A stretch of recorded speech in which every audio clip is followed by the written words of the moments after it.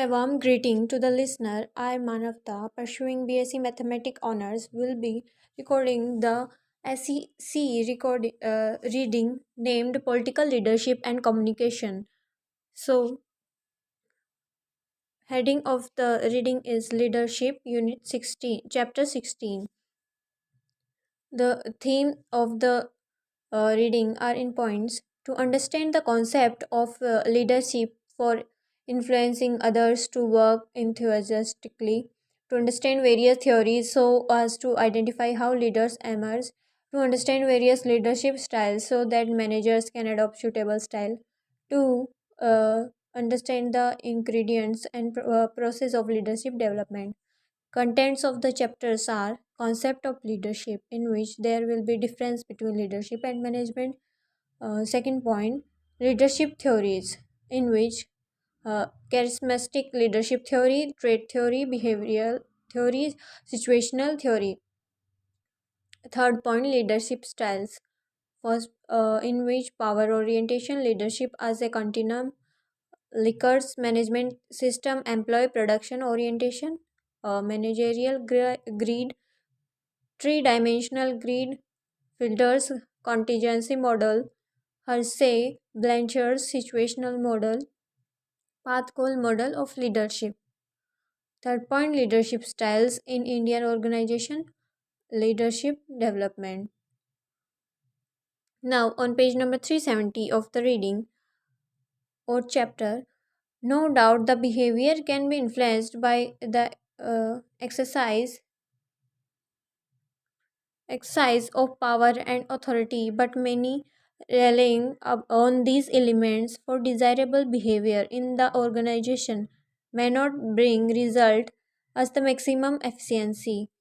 The exercise of power and authority may not be having long terms effect on the motivation of people, and they may not be enthusiastic to contribute willing for the achievement of organizational objectives. Such a willing cooperation can be achieved through right leadership, which has long term effect on the people of positive behavior. Thus, leadership is an essential ingredient for successful organization. The successful the successful organization has one major attribute that sets it apart from unsuccessful organization is dynamic and effective leadership. However, the role of leadership can be fully realized in the organization only when appropriate leadership pattern is followed. This makes managers essential to understand and identify the various styles available. This chapter presents the various aspects of leadership so that managers can adopt suitable leadership styles in their organization. Now here's a heading on the page 370 named Concept of Leadership. So, leadership is the process of influencing the behavior of others to work willingly and enthusiastically for achieving predetermined goals. The target's responses to use of power vary along a continuum ranging from resistance to commitment. Any type of compliance tending toward resistance is unwillingly, and that tending towards commitment is willing and enthusiastic. The latter type of response is the objective of leadership. Now we can move to a formal definition of leadership. Tenenbaum et al. Have defined leadership as follows. Leadership is interpersonal influence exercised in a situation and directed through communication process towards the attainment of a specified goal or goals. This definition put emphasis on influencing through communication. However, it does not emphasize the enthusiasm with which the receiver of the communication will act. Terms has defined leadership in the context of enthusiastic contribution. He says that leadership is essentially a continuous process of influencing behavior, a A leader breathes life into the group and motivates it toward goal. The lukewarm desires for achievement are transformed into a burning passion of accomplishment. A more recent definition of leadership is as follows: leadership is the process of influencing and supporting others to work enthusiastically towards achieving objectives. An analysis of these definitions brings certain features of leadership which are as follows. First, leadership is a continuous process of behavior, it is not one short activity. Second, leadership may be seen in terms of relationship between a leader and his followers, or individuals or in groups, which arises out of their functioning for common goals. Third point, by exercising his leadership, the leader tries to influence the behavior of individuals or group of individuals around him to achieve common goals. Fourth point, the followers work willingly and enthusiastically to achieve those goals. Thus, there is no coercive force which induces the followers to work. Leadership gives an experience of help to followers to attain common goals. It happens when the leader feels the importance of individuals, give them recognition, and conveys them about the importance of activities performed by them. Sixth point, leadership is exercised in a particular situation at a given point of time and under specified set of circumstances. It implies that leadership styles may be different under different situations. Difference between leadership and management. From the above definition and characteristics of leadership, so now on page number 371 of the reading is a heading named Difference between Leadership and Management. From the above definitions and characteristics of leadership, it can be observed that leadership and management are related but they are not the same. A person can be effective manager, a leader, or both, or neither. This is due to the fact that leadership differs from management on some accounts.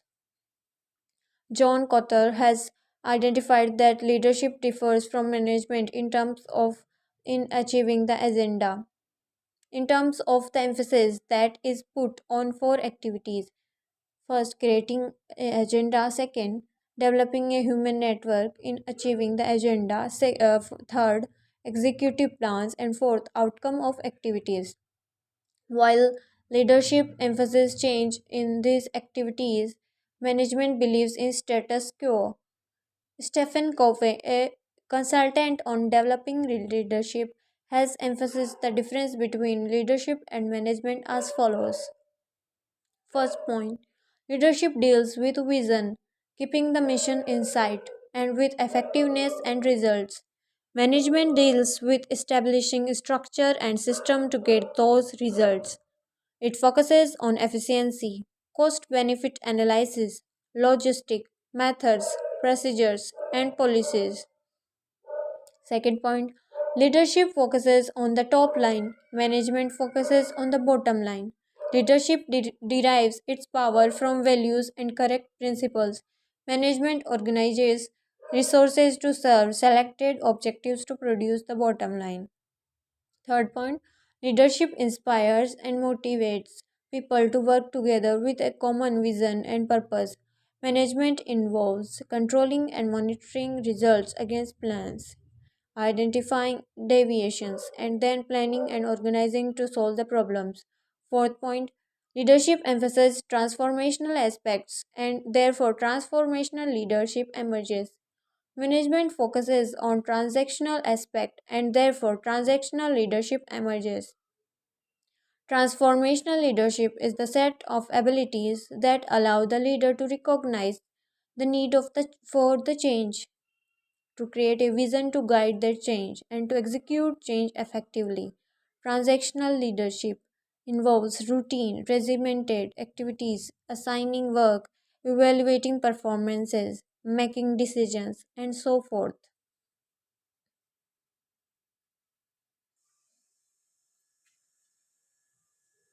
Based on the above discussion, difference between leadership and management can be measured as shown in table 16.1.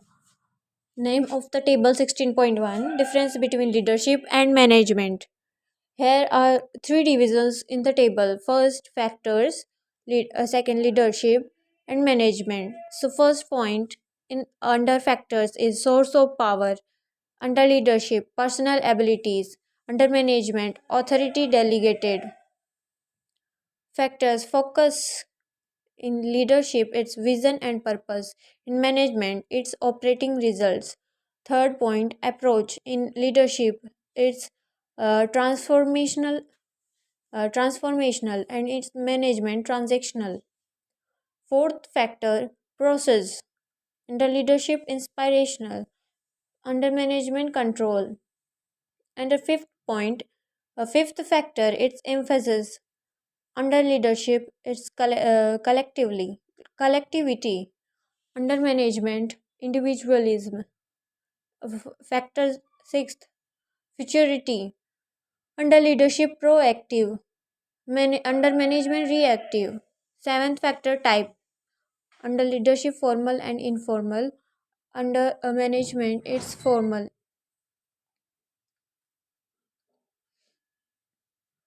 Now, on page number 372 of the reading, here's a heading named Informal and Formal Leaders.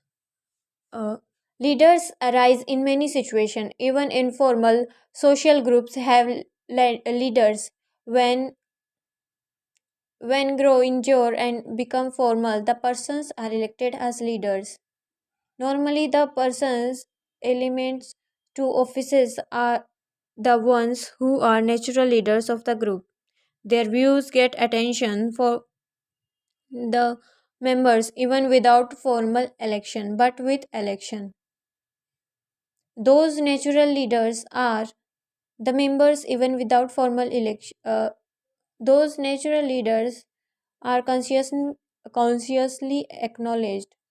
Researchers on small groups show that those persons who uh, em- emerges as informal leaders are perceived by other group members as being the best able to satisfy the group needs, and that the leaders therefore are unable to influence other members.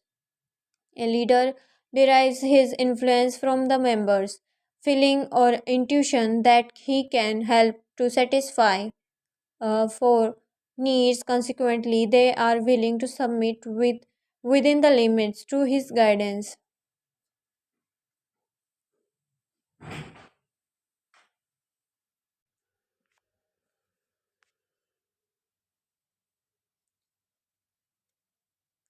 When a person, either such informal leader or someone else, is appointed in a supremacy capacity, the natural leadership relations change.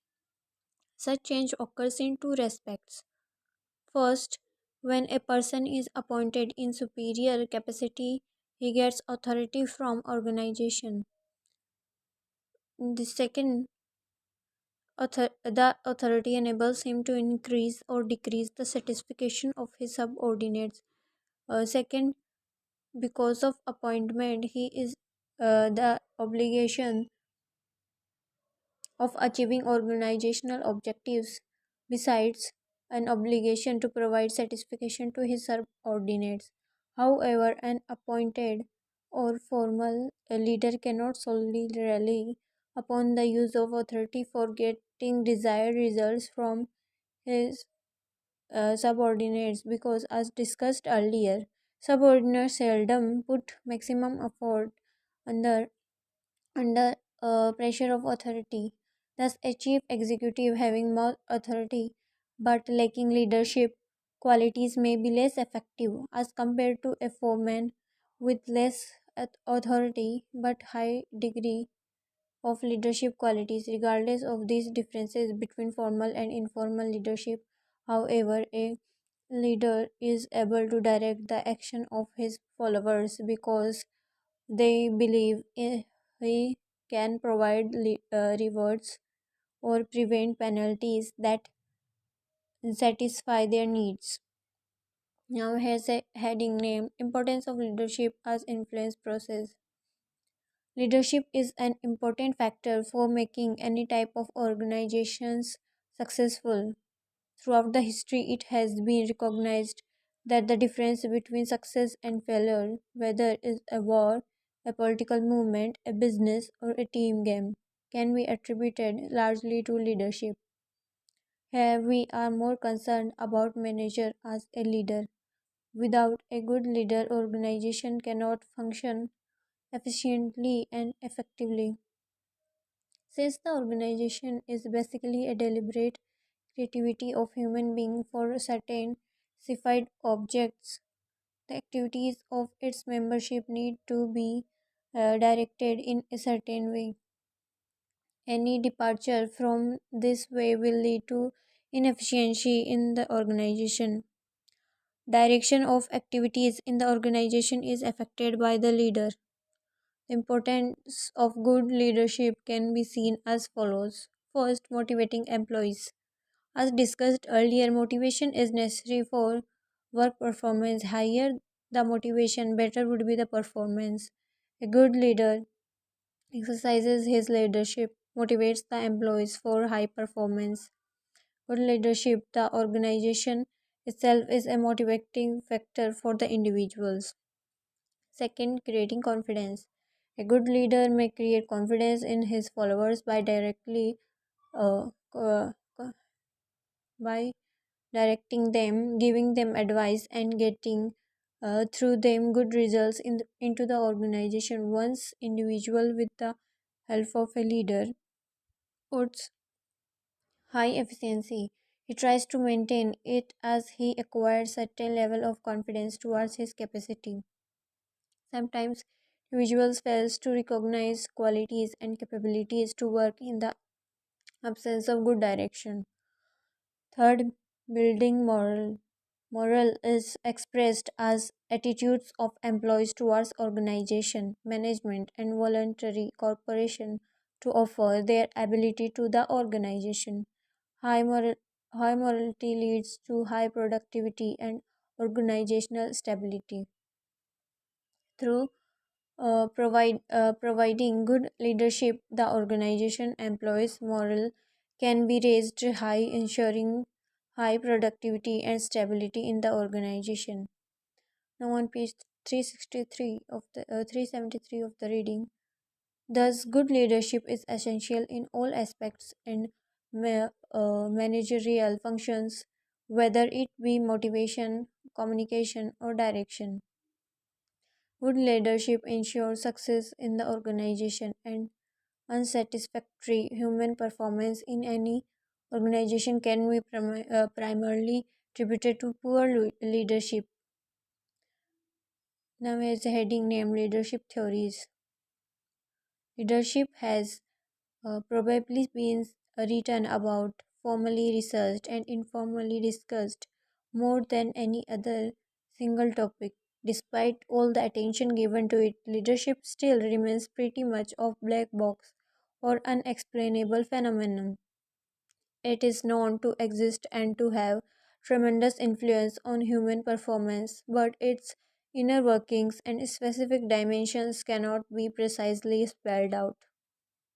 Many of the research studies, particularly by behavior scientists, have been carried on to find out the answer of the question, what makes a leader effective in his success due to his personality or his behavior or the types of followers he has or the situation in which he works or a combination of all these.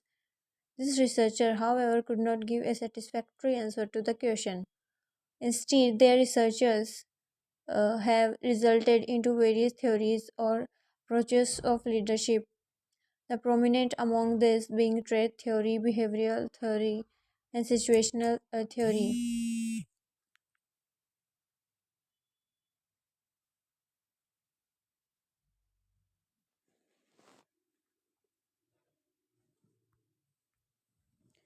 Besides age-old theory of leadership known as a great man theory or charismatic leadership theory, which was discarded long back by behavioral scientists, has uh, started attracting attention recently.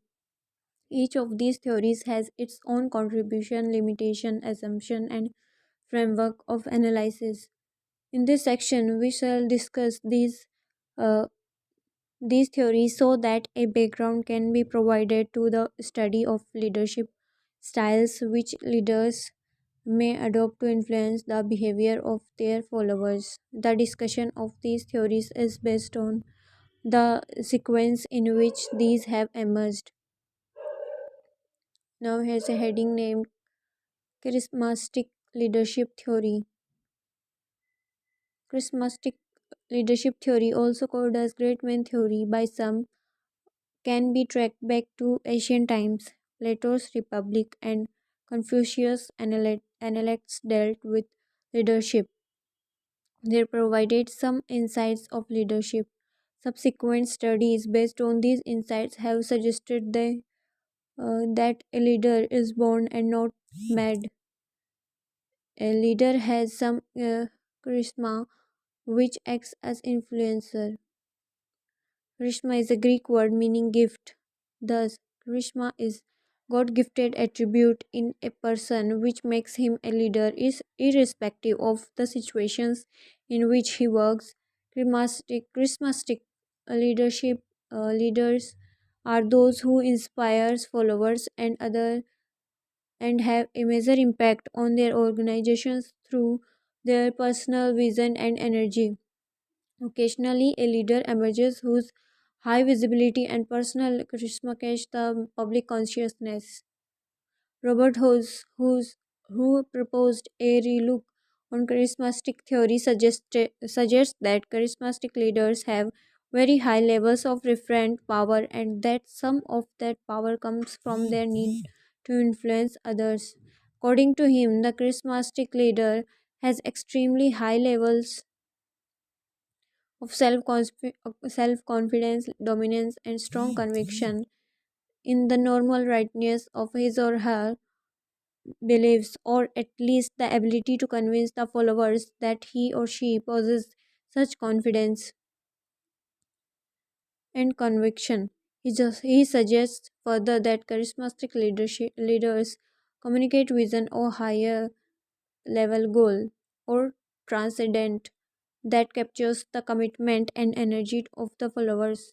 The basic assumptions and application of charismatic leadership theory are as follows. First, leaders in general and great leaders in particular have some expect- exceptional inborn leadership qualities which are bestowed upon them by divine power. Second, these inborn qualities are sufficient for a leader to be successful. Since these qualities are inborn, these cannot be enhanced through education and training. Further, since these qualities are of personal nature, these cannot be obtained by others. Fourth point, these leadership qualities make a leader effective and situational factors do not have any influence.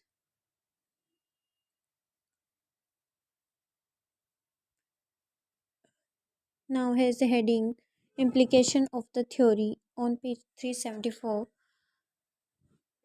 Charismatic leadership theory has re emerged basically for two reasons. First, many large companies in the USA have embarked on organizational transformation programs of extensive changes that must be accomplished in short period of time. Such transformational, it has been argued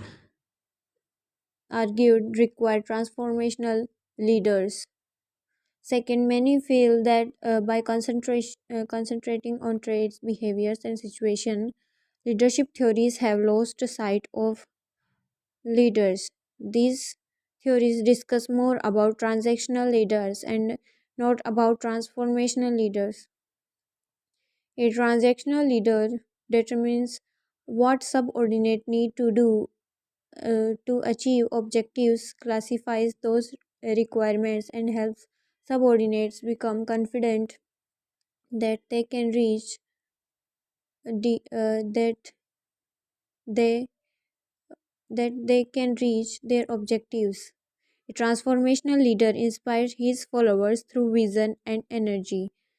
Trait, behavior, and situational leadership theories fail to explain the reasons behind the deeds of great political leaders like Mahatma Gandhi, Lenin, etc., who transformed the nation, or our great industrial like J.R.D. Tata, G.D. Birla, Dhirubhai Ambani, who created vast industrial empires because of their vision, energy, and entrepreneurship. Charismatic leadership theory does that. However, there are two basic limitations of this theory. First, if we assume that there are certain inborn qualities of great leader, it implies that nothing can be done to develop leadership in the organization. In fact,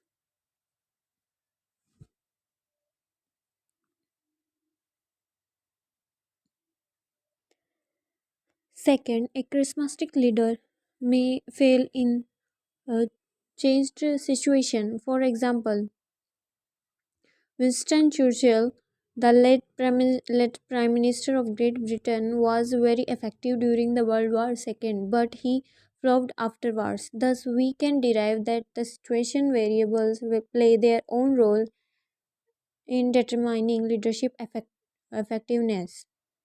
Now, has a heading named Trait Theory. The weakness of charismatic leadership theory gave way to a more realistic approach to leadership. Under the influence of the behavioristic psychology thought, researchers accepted the fact that leadership traits are not completely inborn but can also be acquired through learning and experience.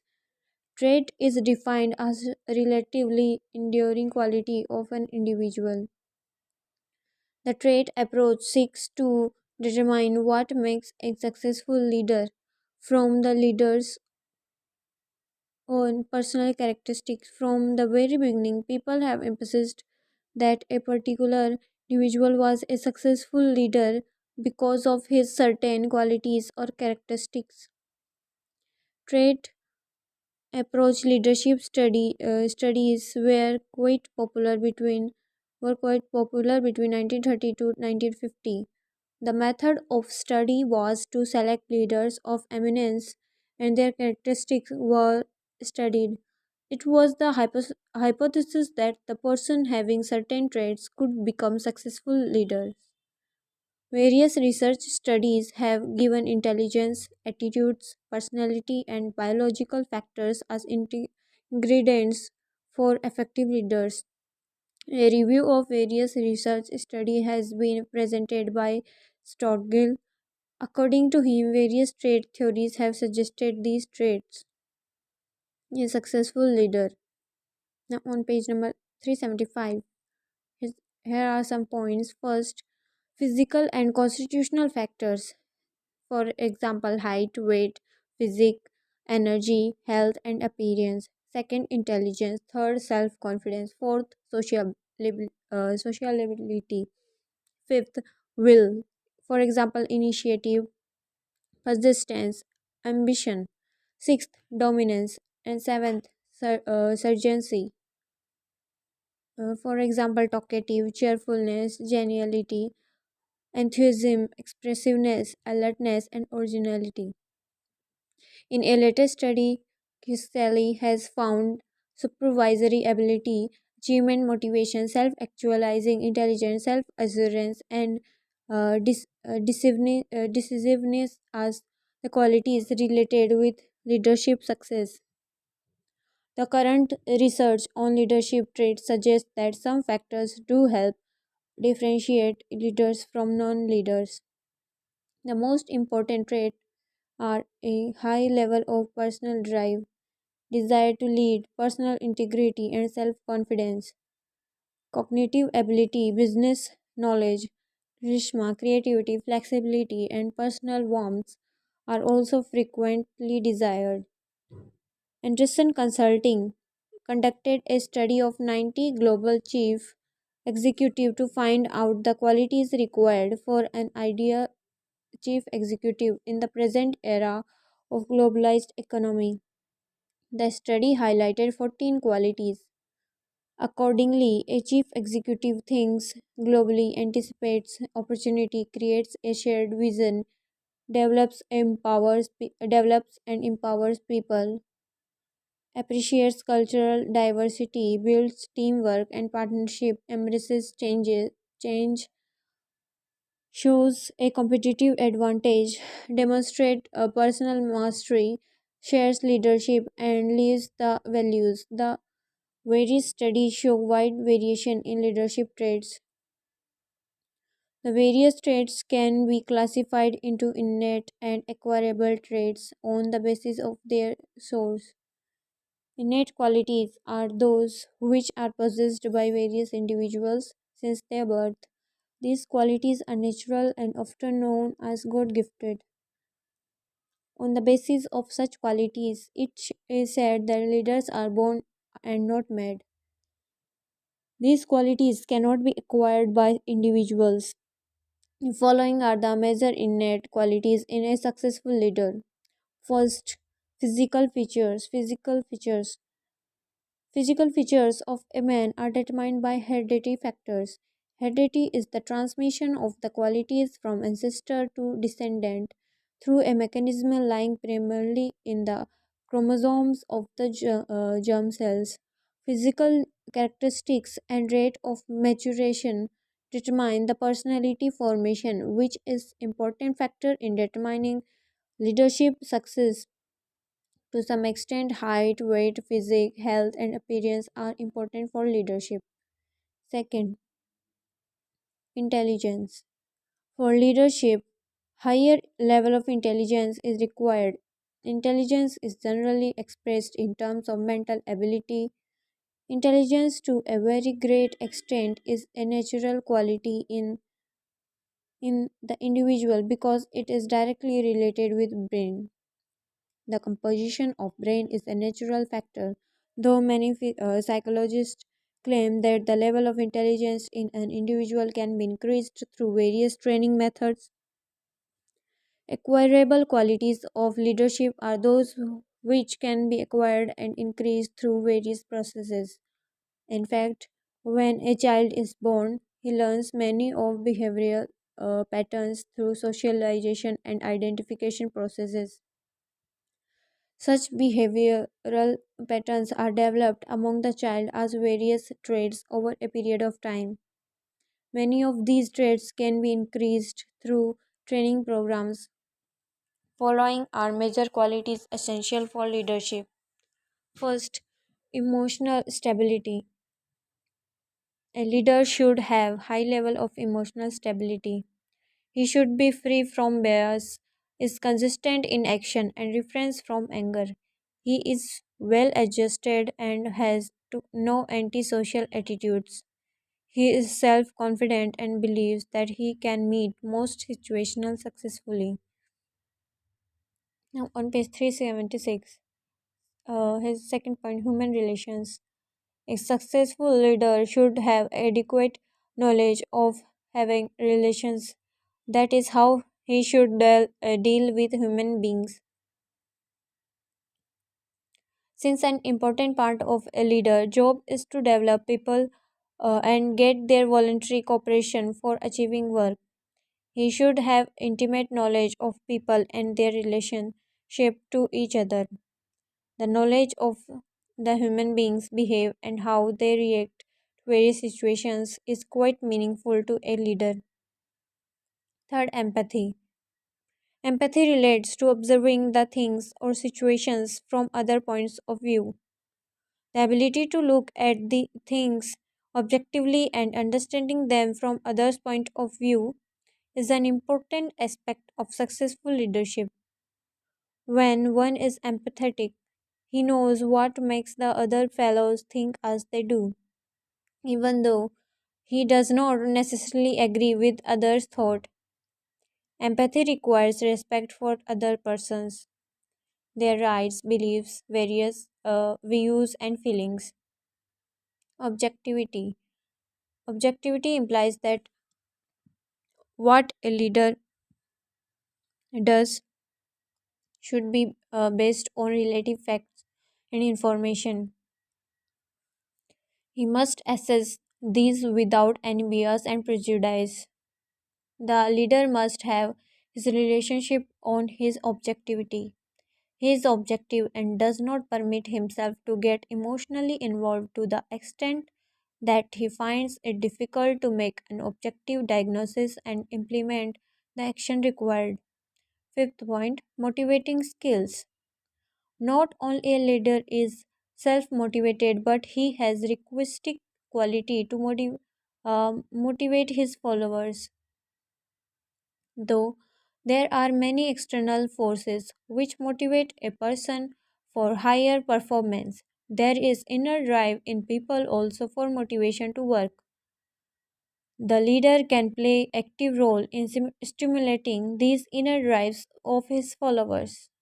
Thus, a leader must understand his people to the extent that he knows how he can active them. Six, technical skills. The leading of people requires adherence to definite principles which must be understood and followed for greater success. The ability to plan, organize, delegate, analyze, seek advice, make decision, control, and win cooperation requires the use of important abilities which constitute technical competence of leadership. The technical competence of leader may win support from the followers. 7th point, communicative skills. A successful leader knows how to communicate effectively. A communication has great force in getting the acceptance from the receivers of communication. A leader uses the communication skillfully for persuasive, informative, and stimulating purposes. Normally, a successful leader is extrovert as compared to introvert. Point number 8, social skills. A successful leader has social skills. He understands people and know their strengths and weaknesses. He has the ability to work with people and conducts himself so that he gains their confidence and loyalty, and people cooperate willingly with him. Though all these qualities contribute to the success of leadership, it cannot be said for certain about the relative contribution of these qualities. Moreover, it is not necessary that all these qualities are possessed by a successful leader in equal quantity.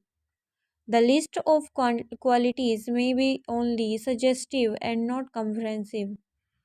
Leadership is too nebulous a concept to be definitely identified by listing of its important attributes. Now has a heading named Implications of the Theory. This theory has two very important implications. First, the theory emphasizes that a leader requires some traits and qualities to be effective. Second, many of these qualities may be developed in individuals through training and development programs. However, the theory suffers from two sets of limitation: generalization of traits and applicability of traits. Generalization of traits. There are problems in identification of traits which may be really relevant for a leader to be effective in all situations. For example, Jennings has concluded that 50 years of study has failed to produce a one personality trait or set of qualities that can be used to discriminate leaders and non leaders.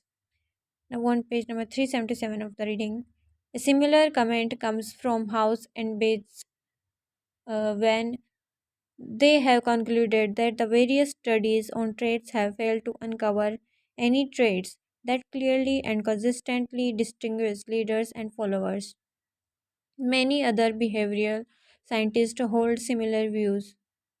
From this point of view, the theory suffers from the following limitations. First, there cannot be generalization of traits for a successful leader. This was evident by various researches conducted on leadership traits. Second, no evidence has been given about the degree of various traits because people have various traits with different degrees. Third, there is problem of measuring the traits. Though there are various traits to measure the personality traits, however, no definite conclusion can be drawn. Applicability of traits. Another set of problems that hinders the full application of trait theory in practice is that leadership as a process of influence reflects in leader's behavior and not in his traits. There have been many persons with traits specified for a leader, but actually they could not become effective leaders. The reasons for this phenomenon is that there is no direct cause effect relationship between a trait of a person and his behavior. The trait may be only one of factors shaping behavior. The other factors, sometimes even more important, are situational variables. These situational variables are not incorporated in traits theory. There is a heading named theory. Behavioral theory of leadership emphasizes that strong leadership is the result of effective behavior. Leadership is shown by a person acts more than by his traits. Researchers exploring leadership role have come to the conclusion that to operate effectively, groups need someone to perform two major functions: task related functions and group maintenance functions. Task related functions or problem solving functions relate to providing solution to the problems faced by the group in performing jobs and activities. Group maintenance functions or social functions relate to actions of mediating disputes and ensuring that individuals feel valued by the group. An individual who is able to perform both roles successfully would be effective leader. These two roles may require two different sets of behavior from a leader, known as leadership styles. Leadership behavior may be viewed in two ways: functional and dysfunctional. Functional behavior influence followers positively and includes such functions as setting clear goals, motivating employees for achieving goals, raising the level of morale, building team spirit, effective two way communication, etc. Dysfunctional behavior is unfavorable to the followers and denotes ineffective leadership. Such a behavior may be inability to accept employees' ideas, display of emotional immaturity, poor human relations, etc. Now is a heading named Implications of the Theory. Behavioral theory of leadership has some important implications of managers. They can shape their behavior which appears to be functional and discard the behavior which appears to be dysfunctional. Researchers who have taken behavioral theory of analyzing leadership behavior, known as leadership style, have prescribed various leadership styles which may be applied in managing the people in organization. We shall discuss these styles in the following section.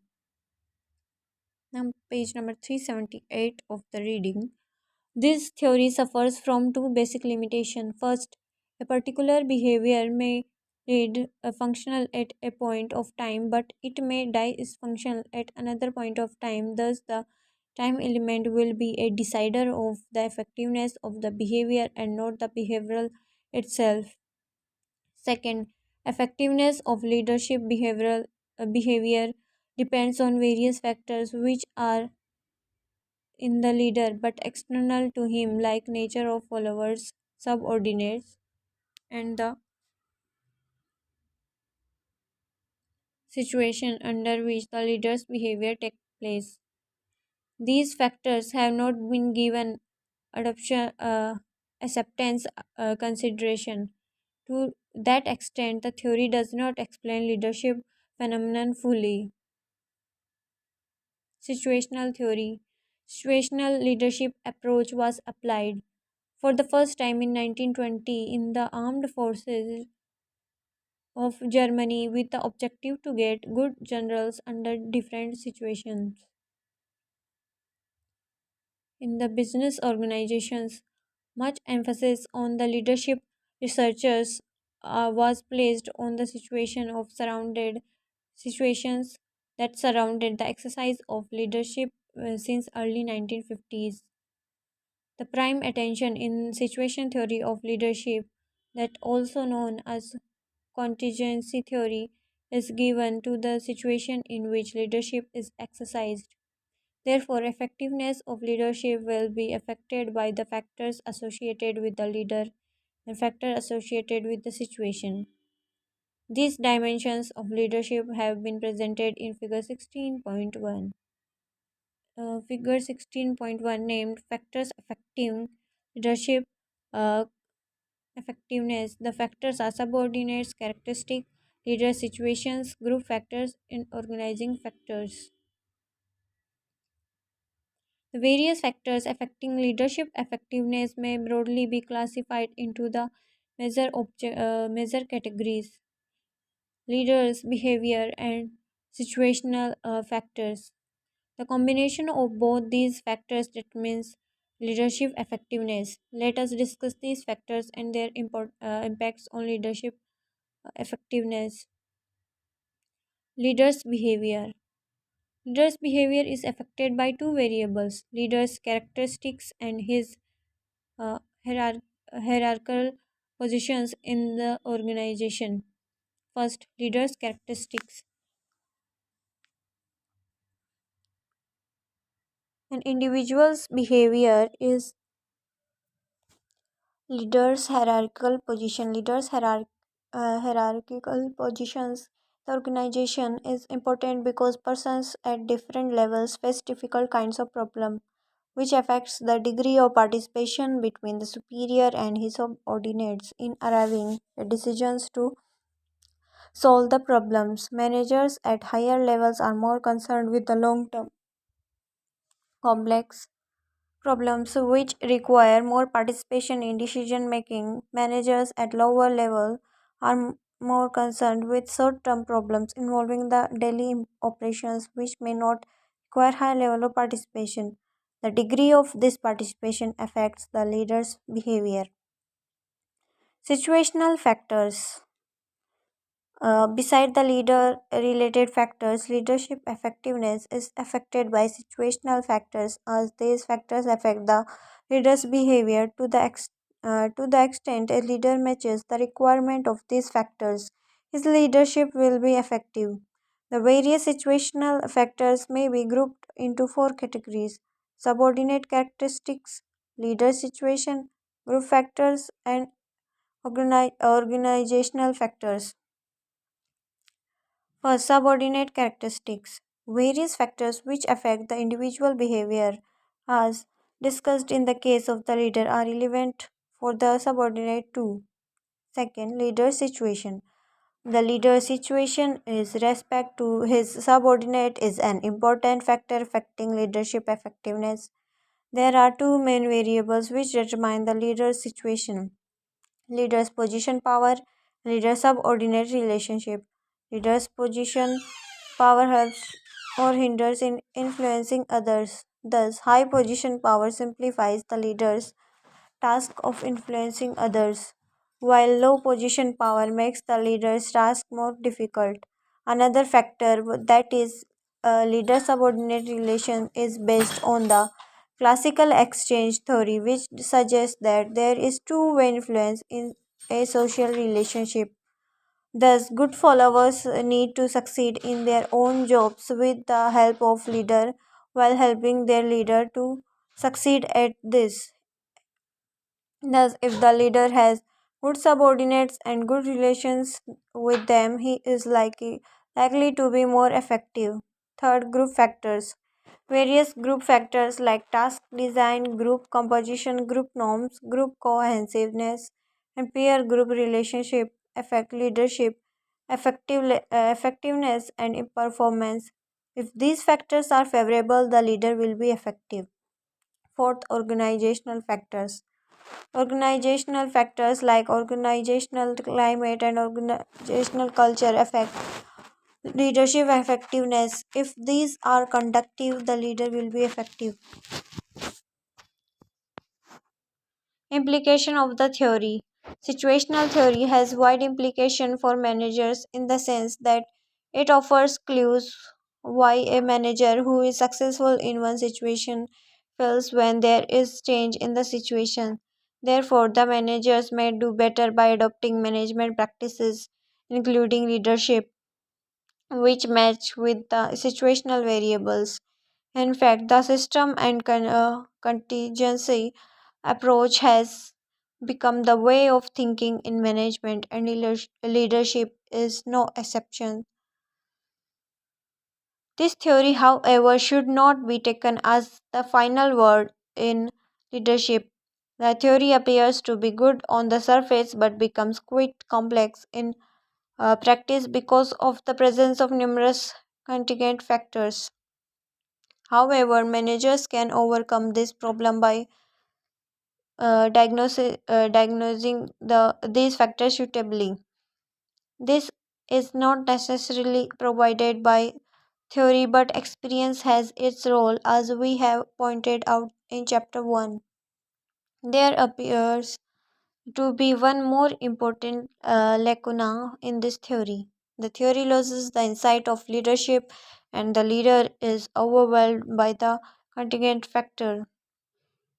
Now, page number 380 has heading Leadership Styles. Leadership styles are the patterns of behavior with which a leader adopts in influence of behavior of his followers or subordinates in the organization context. These patterns enters in the leader as he begins to respond in same fashion under similar conditions. He developed habits of action that become somewhat predictable to those who work with him. Various researchers have proposed different leadership styles. These styles are either based on behavioral approach or situational approach of leadership.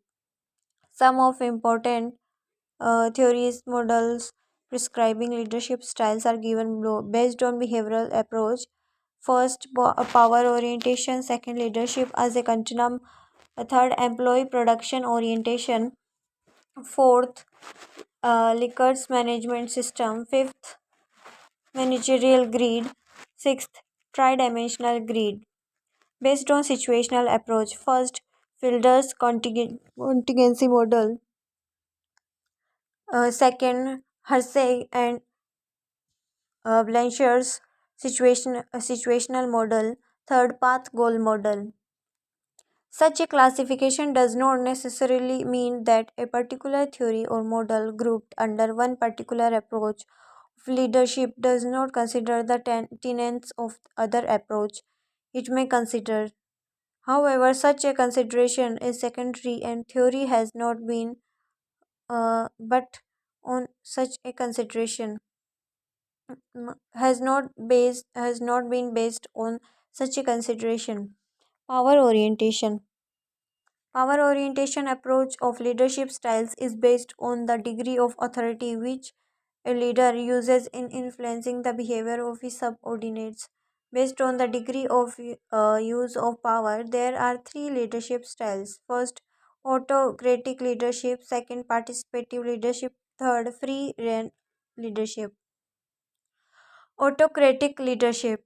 Autocratic leadership is also known as authoritarian, directive, or monothetic style. Is autocratic leadership style. A manager centralizes decision making power in himself. His, uh, he structures the complete situation for his employees and they do what they are told. Here, the leadership may be negative because followers are uninformed. insecure, and afraid of the leader's authority. There are three categories of autocratic leaders. First, strict autocrat. He follows autocratic style in a very strict sense. Hence, method of influencing subordinates' behavior is through negative motivation. That is, by criticizing subordinates, imposing penalty, etc. Second, benevolent autocrat. He also centralizes decision making power in him, but his motivation style is positive. He can be effective in getting efficiency in many situations. Some people like to work under strong authority structure and they derive satisfaction by his leadership. Now on page 381. Third, a competent autocrat. Sometimes superiors adopt autocratic leadership style just to hide their incompetence, because in other styles they may be exposed before their subordinates. However, this cannot be used for a long time. The main advantages of autocratic style are as follows. First, there are many subordinates in the organization who prefer to work under centralized authority structure and strict discipline. They get satisfaction from this style. Second, it provides a strong motivation and reward to a manager exercising this style. Third, it permits very quick decisions as most of decisions are taken by a single person. Fourth, less competent subordinates also have a scope to work in the organization under this leadership style as they do negligible planning, organizing, and decision making. There are many disadvantages of autocratic leadership, which are as follows. First, people in the organization um, uh, dislike it, especially when it is strict and the motivational style is negative. Second, employees lack motivation, frustration, low morale, and conflict develop in the organization, jeopardizing the organizational efficiency. Third, there is more dependence and less individual in the organization. As such, future leaders in the organization do not develop. Considering the organizational efficiency and employees' satisfaction, autocratic style generally is not suitable. Now, has a heading Participative Leadership. This style is also called democratic, consultative, or ideographic. A participation is defined as mental and emotional involvement of a person in a group situation which increases him to contribute to group goals and share responsibilities in them. A participative manager uh, decentralizes his decision making process. Instead of taking unilateral decision, he emphasizes on consultation and participation of his subordinates. Subordinates are broadly informed about the conditions affecting them and their jobs. This process emerges from suggestions and ideas on which decisions are based. The participation may be either real or pseudo. In the case of former, a superior gives credit to subordinates, suggestions, and ideas in taking the decision, while in the case of latter, the superior praises participation in theory, but really he does not prefer it in practice. There are various advantages in real participative management. These are as follows. First, it is a highly motivating technique to employees as they feel elevated when their ideas and suggestions are given weight in decision making. Second, the employees' productivity is high because they are party or to the decision. Thus, they implement the decision wholeheartedly. Third, they share the responsibility with the superior and try to safeguard him also. As someone has remarked, the fellow in the boat with other you never bores a hole in it is quite applicable in this case too. Fourth, it provides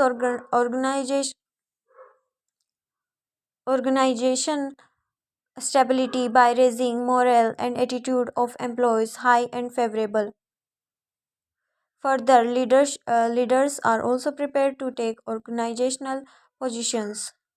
Keeping in view these advantages, management makes attempts for effective participation. The common method adopted are democratic supervision committees, suggestion programs, and multiple management. However, this style is not free from certain limitations, which are as follows. First, complex nature of organization require a thorough understanding of its problem, which lower level employees may not be able to do so, as such participation does not remain meaningful. Now, on page 382 of the reading, second point, some people in the organization want minimum interaction with the superior and associates. For them, participation technique is discouraging instead of encouraging. Participation can be used, third point, participation can be used covertly to manipulate employees. Thus, some employees may prefer the open tyranny of an autocrat as compared to covert tyranny of a group. Free reign. Free reign or laissez-faire style means giving complete freedom to subordinates. In this style, manager once determines policies, programs, and limitations for action, and the entire program is left to subordinates. Group members perform everything, and the manager usually maintain contacts with outside persons to bring the information and materials which the group needs. This type of style is suitable to certain situations where the manager can leave a choice to his group. This helps subordinates to develop independent personality. However, the contribution of manager is almost nil. It tends to permit different units of an organization and proceed at cross purposes and can degenerate into chaos. Hence, this style is used very rarely in business organizations. Now has a heading named Leadership as a Continuum. There are, in fact, a variety of styles of leadership behavior between two extremes of autocratic and free reign. Tenenbaum and Schmidt have depicted a broad range of styles on continuum moving from authoritarian leadership behavior at one end to free reign behavior at the other end, as shown in figure 6.2. Figure 6.2 explains continuum of leadership behavior. The figure presents a range of leadership behavior available to a manager. Each type of action represents the degree of authority used by a leader and the degree of freedom which a subordinate enjoys in relationship to his superior. The left side shows a style where control is maintained by a manager, and right side shows the release of control. However, neither extreme is absolute, and authority and freedom are never without their limitations. Thus, a question is pertinent: at which point along the continuum should a manager adopt his behavior? In fact, there is no ready-made answer, but it depends on upon three factors. On page number 383 of the reading, first factor, forces in manager, that is his value system, his confidence in his subordinates, his own leadership inclination, and his feeling for security in an uncertain situation. Second, forces in subordinates, that is their need for independence, readiness to assume responsibility for decision making, level for tolerance of ambiguity, understanding and identifying organizational goals, interest in the problem, knowledge and experience to deal with the problems, and learning to expect to share in decision making. Third, forces in the situation, that is type of organization, group effectiveness, the problem itself, and the pressure of time. In 1973, Tannenbaum and Schmidt developed another pattern of choosing leadership behavior. They feel that because of changes in social system, organizational environment, the old continuum pattern is no longer valid. Organizations do not exist in vacuum but are affected by changes that occur in the society. Thus, there would be more factors in situational variables affecting the leadership pattern. These forces lie outside the organization, interacting continuously with the organizational environment. This new continuum of leadership pattern is more complex as compared to previous one. In this pattern, the total area of freedom shared by manager and non-manager is constantly redefined by interaction between them and the forces in the environment. And there is continual flow of interdependent influence among system and people. The points on the continuum designate the types of manager and managers' behavior that become possible with any given amount of freedom available to each. This continuum is more complex and dynamic, reflecting the organizational and social realities. A successful leader is one who is keenly aware of those forces which are more relevant to his behavior at any given time. He accurately understands himself, the individuals and the group he is dealing with, and the organization and the broader social environment in which he operates. However, merely understanding these factors correctly is not enough, but he can be successful only when he is able to behave appropriately in the light of these perceptions and understanding.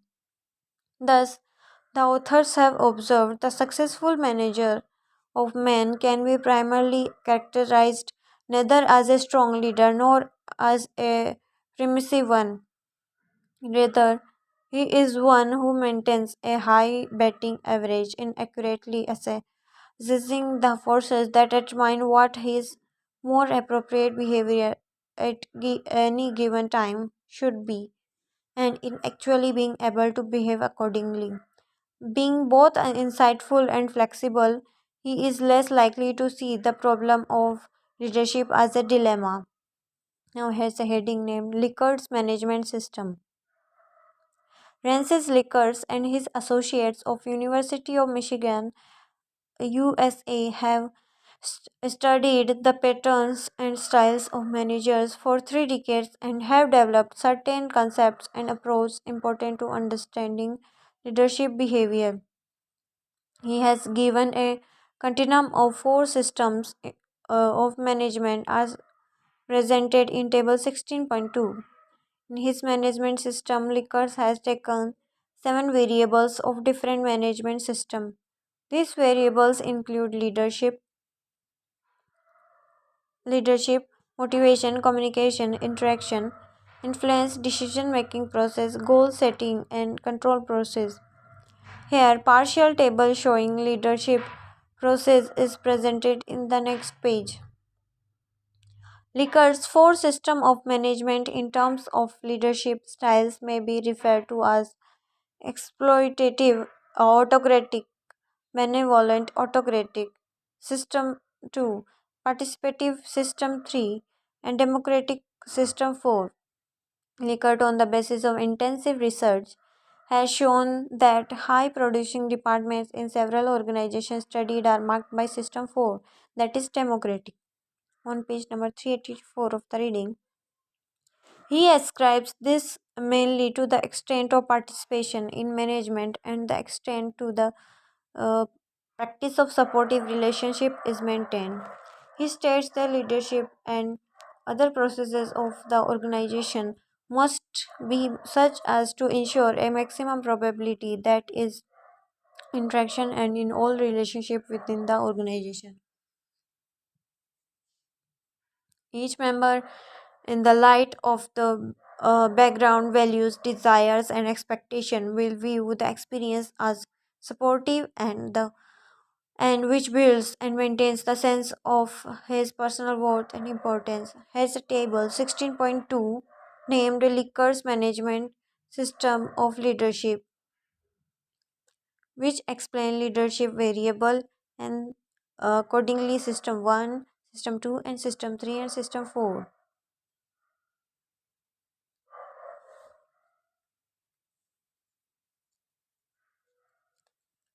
Leadership variable under leadership variable, trust and confidence is subordinates. Under system 1 has no trust and confidence in subordinates. Under system 2 has condescending confidence and trust in subordinates, such as a master has in a servant. Under system 3, substantial but not complete confidence and trust, still wishes to keep control of decisions. Under system 4, complete and confidence and trust of all matters. Under leadership variable, subordinates feeling of freedom. Under system 1, subordinates do not feel at all free to discuss things about the job with their superior. Under system 2, subordinates do not feel very free to discuss things about job with their superior. Under system 3, subordinates feel rather free to discuss things about the job with their superior. Under system 4, subordinates feel completely free to discuss things about the job with their superior. Under leadership variable, superior seeking involvement with subordinates. The system 1 seldom gets ideas and opinions of subordinates in solving the problems. The system 2 sometimes get ideas and opinions of subordinates in solving jobs and problems. And the system 3 usually get uh, uh, and ideas and opinions and usually tries to make constructive use of them. The system 4 always gets ideas and opinion and always tries to make constructive use of them. Rickers has also isolated three variables which are representative of total concept of system 4. These are: first, the system of supportive relationship by managers; second, the use of group decision making and group methods of supervision; and third, the high performance goal. And has a heading named employee production orientation. In the studies of Survey Research Center at the University of Michigan, USA, an attempt was made to study the leadership behavior by locating clusters of characteristics that seems to be related to each other and various indicators of effectiveness. The studies identified the concepts which were called employee orientation and production orientation. The employees orientation stresses the relationship aspects of employees' jobs. It emphasizes that every individual is important and takes interest in everyone, accepting their individual and personal needs. This is parallel to democratic concept of leadership behavior. Productive productive orientation emphasizes production and technical aspects of job and employees and takes tools for accomplishing the jobs. This is parallel to the authoritarian concept of leadership behavior. Almost at the same time, the leadership studies initiated by the Bureau of Research of State University attempted to identify various dimensions of leadership behavior. Such studies identify two-dimensional initiating structure and consideration. Initiating structure refers to the leader's behavior in delineating the relationship between himself and members of the work. group and in endeavoring to establish well-defined patterns of organization. Now, on page number 385 of the reading, channels of communication and methods of procedures. Consideration refers to the behavior indicative of friendship, mutual trust, respect, warmth in the relationship between the leader and members of his staff. The research studies also show that initiating structure and consideration are two separate distinct dimensions and not mutually exclusive. A low score on one does not necessitate high score on the other. Thus, leadership behavior can be plotted on two separate axes rather than a single continuum shown in figure 16.3.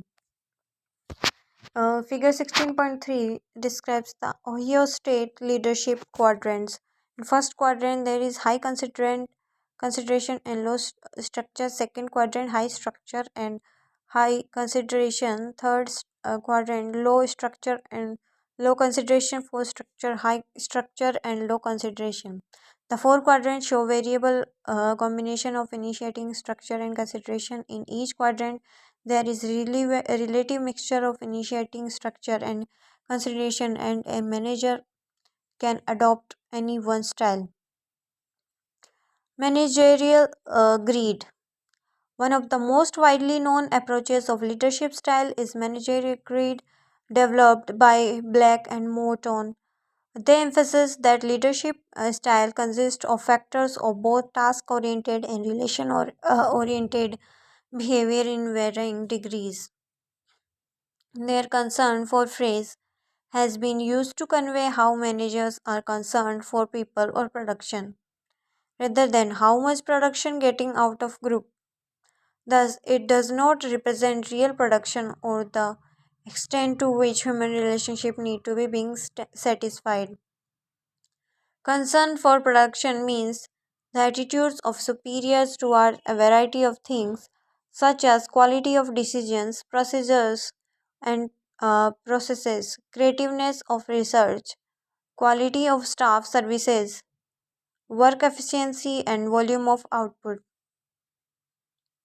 Concern for people includes degree of personal commitment towards goal achievement, maintaining the self-esteem of workers, responsibility based on trust, and satisfying interpersonal relations. The managerial grid identifies five leadership styles based upon these two factors found in organization as shown in figure 16.4. Now on page number 386 of the reading, Black and Morton have described the five styles as follows. 1.1 Exertion of minimum effort is required to get work done and sustain organizational morale. 1.9 Thoughtful attention to needs of people leads to a friendly and comfortable organizational atmosphere and work tempo. 9.1 Efficiency results from arranging works in such a way that human elements have little effect. 5.5 Adequate performance through balance of work requirements and maintaining satisfactory morale.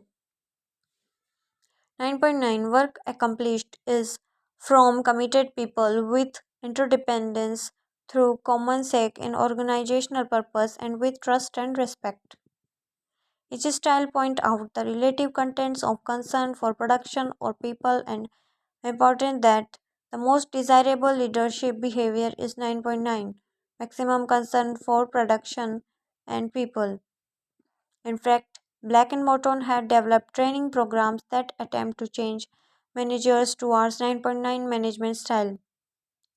Managerial greed is very much similar to production people orientation style as given by Ohio State University.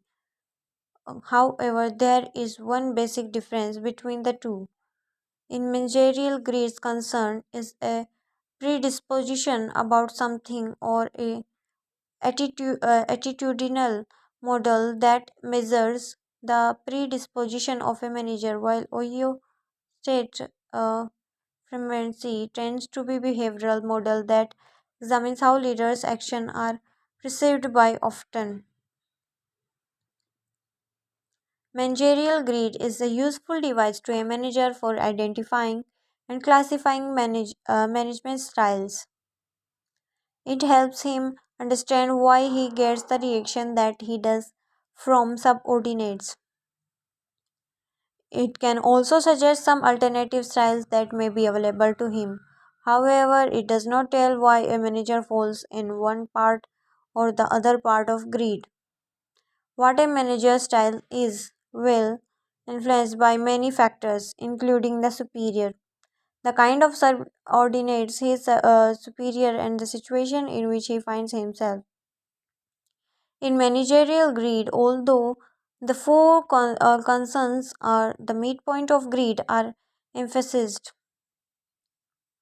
these extreme positions are rarely found in the pure form in working conditions.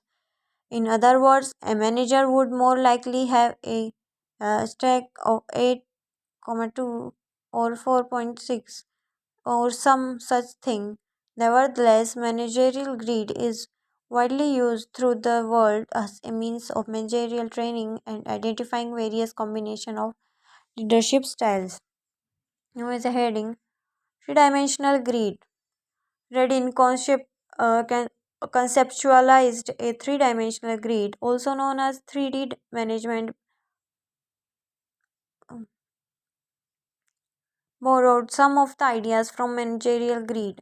Three-dimensional axes represent task orientation, relationship orientation, and effectiveness.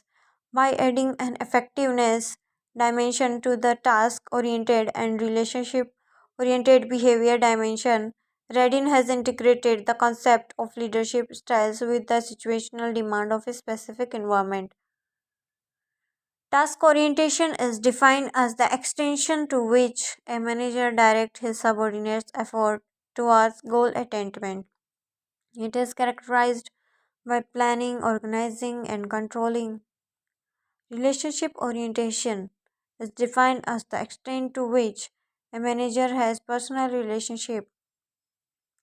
It is characterized by mutual trust, respect for subordinates' ideas and suggestions and their feelings. Effectiveness is defined as the extent to which a manager is successful in his position. When the style of leader is appropriate to given situation, it termed as effective. When the style is inappropriate to given situation, it is termed as ineffective. Thus, the difference between effective and ineffective style is often not the actually behavior, but the appropriateness of behavior to the environment in which it is used. Now it's page number 387 of the reading. Either degree of TO or RO or a combination of both is used by leaders.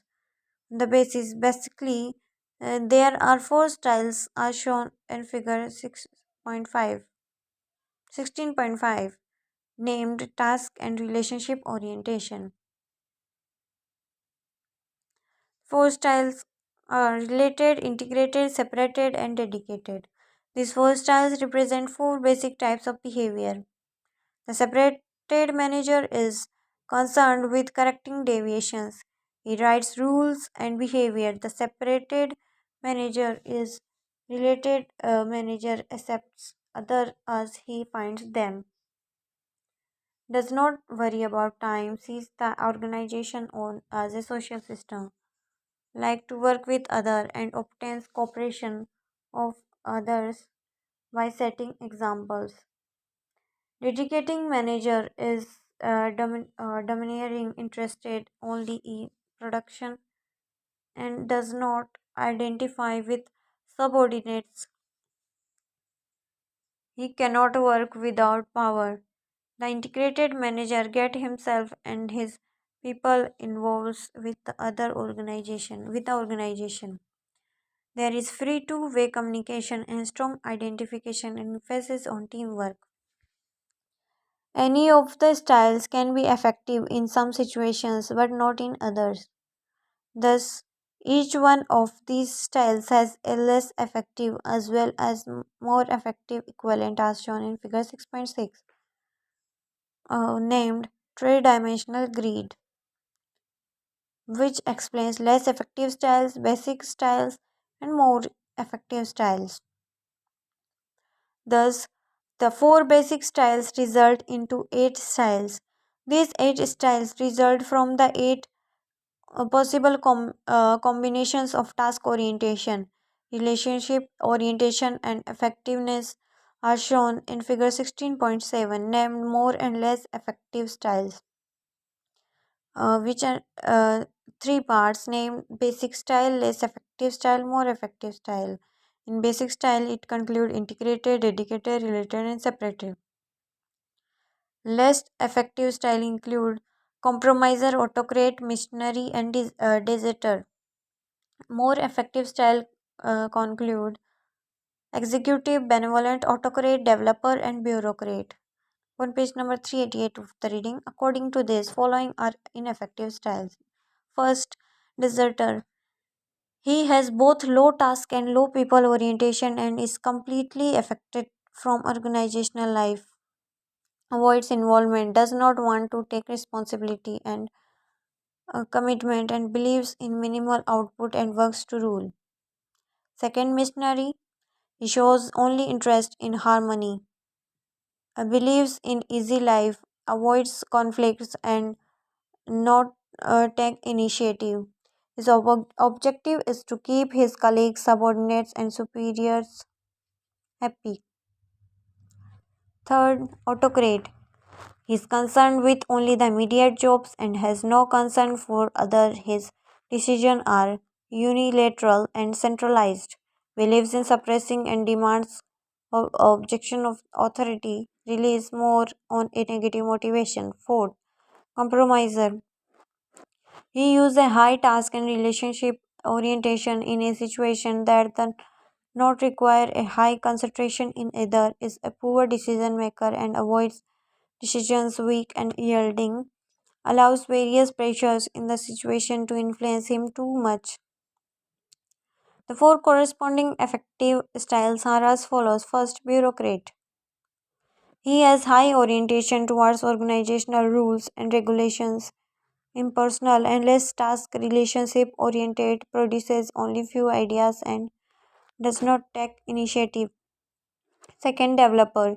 He tends to display implicit trust in people, relies on high relationship orientation and less task orientation, believes in commitment to work, opens freedom act, self expression, and development of subordinates. Third, benevolent autocrat. He is directive manager who knows what he wants and often gives it without creating resentment, is high task and less people oriented, adopts positive economic motivation for getting things done, and follows feudalistic approach in managing the organization. Fourth, executive. He has a high task and high relationship orientation in a situation where behavior is appropriate, emphasis team management, task is regarded as interdependent and integrated. The style act as a powerful motivation instrument in the organization. This is democratic leadership style. The three-dimensional model recognizes that a manager may use more than one style and no single style is suggested to be appropriate in all situations. This gives clear picture of managerial work. It is assumed that all styles have an equal chance of occurrence, and thus if a sufficient large number of managers in sufficient diverse number of situations are tested, an equal number of each style would be obtained. Now is a heading named Fiddler's contingency model. Fiddler's contingency model of leadership has the basic contention that the appropriates of leadership styles depends on their matching with situational requirement. Taking them from the situational approach, that leadership effectiveness is situational. Fiddler's, along with his associates, made the attempt to identify the situational variables and their relationship with appropriateness and of leadership style. Fiedler's model consists of their three elements: leadership style, situational variables, and their interrelationship. Now, his heading name leadership styles. Fiedler has identified leadership styles on two dimensions: task directed and human relationship oriented. Task directed style is primarily concerned with the achievement of task performances. Now, on page number 389 of the reading,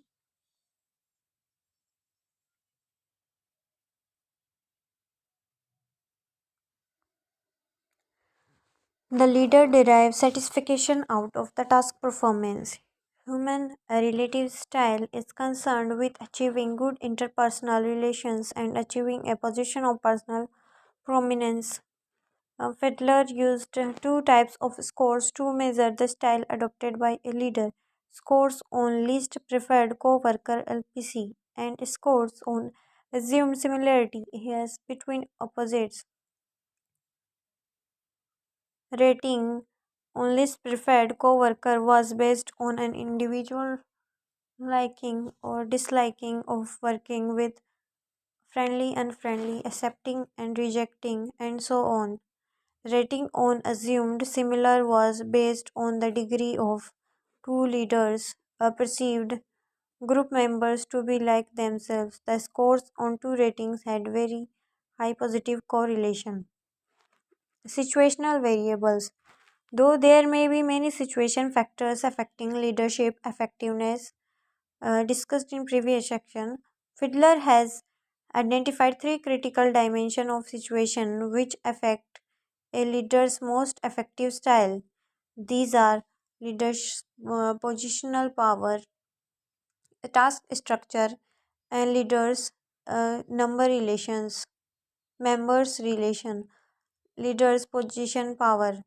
This is determined by degree to which leader derives power from the position held by him in the organization, which enables him to influence the behavior of others. In the case of a manager, it is authority delegated to him. As Fiedler points out, a leader with a clear and considerable position power can more easily obtain followership than one without such power. Task structure. Task structure refers to the degree or to which the task requirements are clearly defined in terms of task objectives, processes, and relationship with other tasks. When the tasks are clear, the quality of performance can be more easily controlled and group members can be held responsible for performance when tasks are unclear. Leader member relations. It refers the degree to which followers have confidence, trust, and respect in the leader. Fiedler has considered the dimension as the most important for leader, as his position, power, and task structure are subject to control by the organization, and these can be prescribed. However, the leader has to build his relations with group members on his own. If the group members have positive thoughts about the leader, leadership would be more effective. All these situational variables taken together may define the situation to be favorable or unfavorable. Favorableness or unfavorableness of the situation has been presented in figure 16.8, named favorableness and unfavorableness of situation. A very favorable situation is one where leader members relations are good, task is highly structured, and the leader has enormous position power to influence his subordinates. All the other extreme, a very unfavorable situation is one where leader member relations are poor, task is highly unstructured, and leader's position power is weak. Between these extremes, the degree of and favorableness varies. A relationship between style and situation. Fedler's on page number 390, Fedler's feels that effectiveness of leadership style depends on the situation. For example, he said that the group performance will be contingent upon the appropriate matching of leadership style and the degree of favorableness of the group situation for the leader. That is, the degree to which the situation provides opportunities to the leader to influence his group members. Appropriateness of leadership style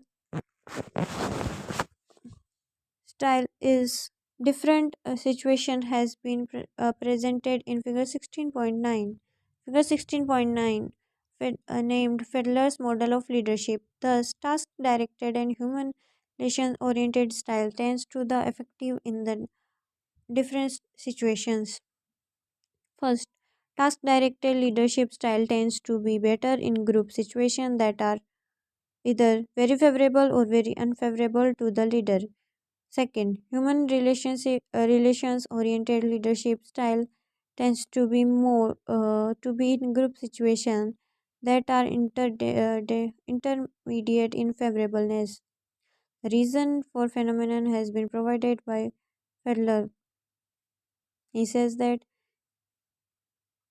in very favorable conditions in which the leader has power, informal backing, and a relative well structured task, the group is ready to be directed and the group expects to be told what to do. Consider the captain of an airliner in its final landing approach. We would hardly want him to turn on his crew for discussion on how to land. As an example of why the task oriented leader is successful in a highly unfavorable situation, Fiedler said that the disliked chairman of a volunteer committee, which is asked to plan the offline uh, picnic on a beautiful Sunday, picnic on a beautiful Sunday. If the leader asks too many questions about what the group ought to do or how he should proceed, is likely to be told that we ought to go home. The leader who makes a wrong decision in this highly unfavorable situation is better off than the leader who makes no decision at all. Similarly, human relationship leader is more effective in intermediate range of unfavorableness of situation because he can get the work done by using his interpersonal skills more than insisting on the work itself. Now on page number 391 of the reading. An example of such a situation is the typical committee or a unit which is staffed by professionals.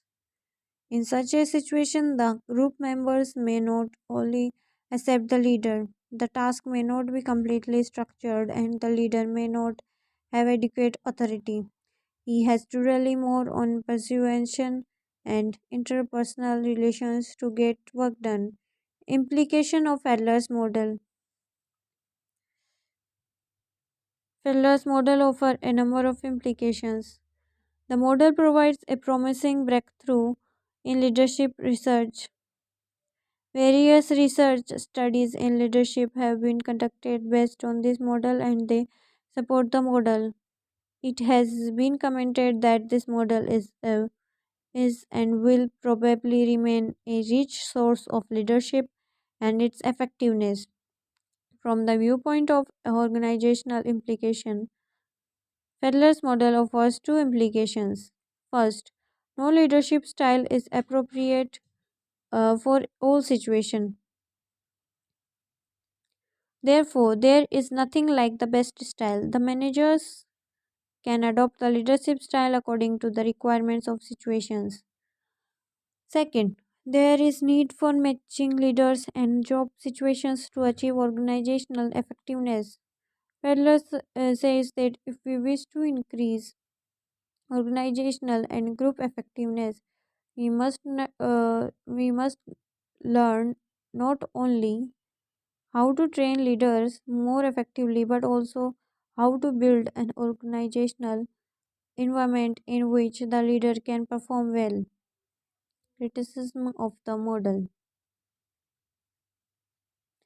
When the model was first published, it attracted a lot of criticism, which is quite usual with any new concept which departs from usual practices. The criticism ranged from defective research methodology to lack of comprehensive situational variables. Some of these criticisms are valid, while many others are superfluous. For example, much criticism of research methodology do not hold good. Of course, Fedler's model has considered only limited situational variables. In fact, there are many more variables than what the model has taken into account. Further, Fedler's model seems to be reverting back to a single continuum of leadership style, suggesting that there are only two basic leadership styles, while most studies indicate the leadership styles can be plotted on two axes. Thus, it is not necessary that a leader who is high on one dimension is low on other dimension. Rather, a combination of two is found. In spite of these criticisms, the model has its relevance. Now, is a heading named Hesse-Blanchard's situational model. Hesse-Blanchard's situational leadership model takes a different perspective of situational variables as compared to Fedler's model. Hesse and Blanchard feels that the leader has to match his leadership style according to the needs of maturity of subordinates, which moves in stage and has a cycle. Therefore, this theory is also known as life cycle theory of leadership. There are two basic considerations in this model: leadership styles and maturity of subordinates. Leadership styles. Leadership styles may be classified into four categories based on a combination of two considerations: relationship behavior and task behavior. Now, on page number 392 of the reading, relationship behavior is determined by socio emotional support provided by the leader.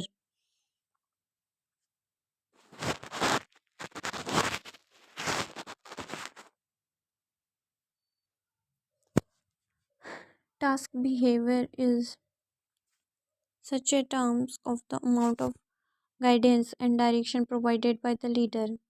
Combination of the two dimensions result into four leadership styles as shown in figure 16.10. Figure 16.10 explains leadership behavior or styles. Subordinates maturity. Maturity is in this model has been used in the context of ability and willingness of the people for directing their own behavior and is not strictly in accordance with the immaturity or maturity theory of Argyris.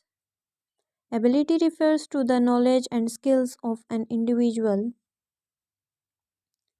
to do the job and is called job maturity. Willingness refers to the psychological maturity and has much to do with confidence and commitment of the individual.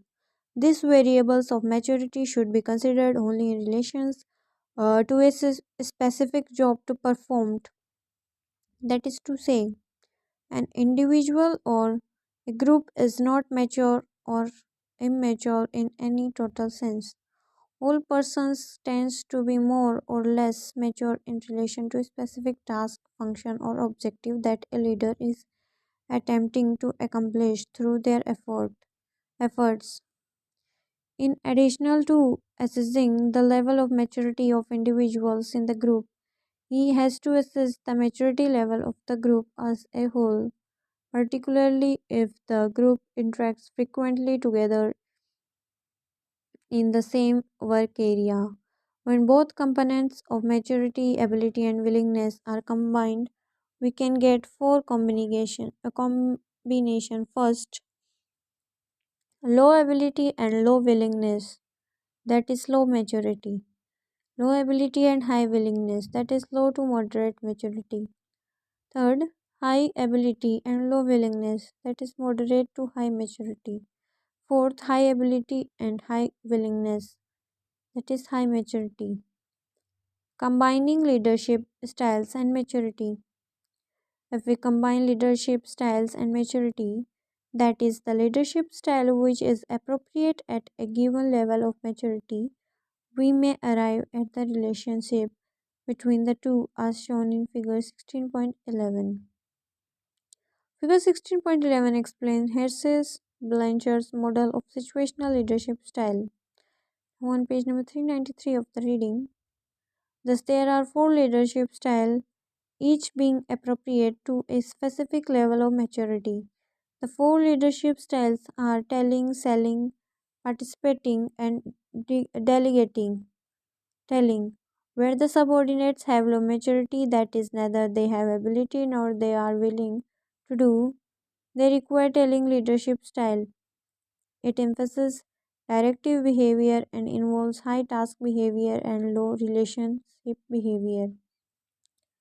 Selling, for subordinates of moderate maturity who have high willingness but lack ability, selling leadership style is appropriate. The subordinates require both supportive and directing behavior, which is marked by high task and high relationship behavior. Participating, subordinates with moderate to high maturity who have ability to do but lack willingness require high external motivating force. In such a situation, participating leadership style with low task behavior and high relationship behavior is more appropriate. Delegating, subordinates with high maturity, that is, they have both ability and willingness to work, hardly require any leadership support. The more appropriate leadership style in such a situation is delegating, which involves low task behavior and low relationship behavior. Implication of the model. Hesse Blanchard's model is simple and intuitive, intuitively appealing and essence an important contingency variable employs capabilities on such a specific task that is sometimes overlooked. The model suggests that the maturity level of the subordinates and group has an important bearing for leadership behavior, and as maturity level changes, there must be style have received this model with jubilation and assert that it helps them to determine as to what they should do and in which circumstances. The model has provided training ground for developing people in the organization. The model, however, has some shortcomings. There has not been much research evidence to support or reject the applicability of model as it could not arouse enough interest in researchers. Therefore, it has not become much popular. Another deficiency in the model is being taken into consideration to judge the leadership effectiveness. Therefore, this model does not truly reflect the situational leadership path goal model of leadership. Robert Hughes and others have developed a path goal model of leadership initially presented by Evanas. Though the concept of path goal was presented in 1957, it could not catch much attention. Path goal model of leadership is basically a combination of situational leadership attention. Path goal model of leadership is basically a combination of situational leadership and Vroom's expectancy theory of motivation. Like other situation theories, path goal model attempts to predict leadership effectiveness in different situations. According to this model, attempts to predict leader according to this model, the main function of a leader is to clarify and set goals with subordinates to help them to find the best path of achieving the goals and to remove the obstacles to their performance and need satisfaction. This goal path proceeds as shown in figure 16.12. In providing this path goals process, the leader adopts different leadership styles based on the situations. Thus, the combination of these two leadership styles and situations helps the employees to achieve goals. Now, on page number 394 of the reading, here is a figure 16.2 named Path Goal Leadership Processes. Leadership Styles. Leadership styles. The leader may adopt one of the four styles depending on the situation. There are directive, instrumental, supportive, participative, and achievement oriented. First, directive. The leader gives subordinates specific orders and makes it clear what is expected of them. His focus is on planning, organizing, coordinating, and controlling the activities of the subordinates. Second, supportive. The leader shows friendly behavior to the employees. He shows his concern for their needs and welfare, creates pleasant organizational climate. Third, participate. The leader makes the decision with active participation of the employees, shares information with them, and seeks suggestions from them. Fourth, achievement oriented. The leader sets challenging goals, seeks improvement of performance by displaying confidence in the abilities of subordinates. Now has a heading named Situational Variables. While exercising leadership styles, the leader must consider two groups of situational variables. First, characteristics of subordinates, and second, work environment. Characteristics of subordinates. There are three important variables in each employee. In each variables in each employee relevant to effectiveness of leadership. Locus of control, willingness to accept influence, and self perceived task ability. Locus of control refers to alternative beliefs whether the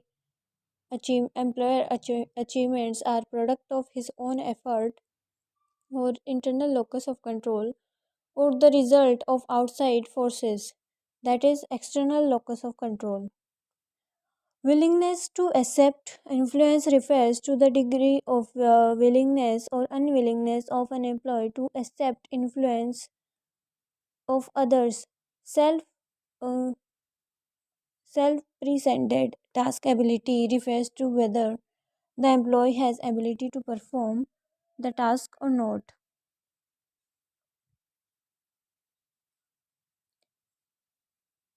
Work environment. Work environment consists of the nature of task, formal authority system, and work group. Nature of job refers here as the degree of structuring of the job. The task may be either structured or unstructured. A structured task is well defined in terms of the activities involved, authority and responsibility associated with the task, and the type of organizational leadership. Unstructured task lacks all these. Formal authority system refers to the degree of authority delegated to the leader for influencing subordinates. Work group refers to the type of group in the organization the employee belongs to. Various situation variables and leadership styles and their effectiveness are presented in table 16.3. Thus, the theory proposes that there is nothing like the best leadership style approached in all situations. Appropriate style is one that helps the subordinates cope with the environment ambiguity.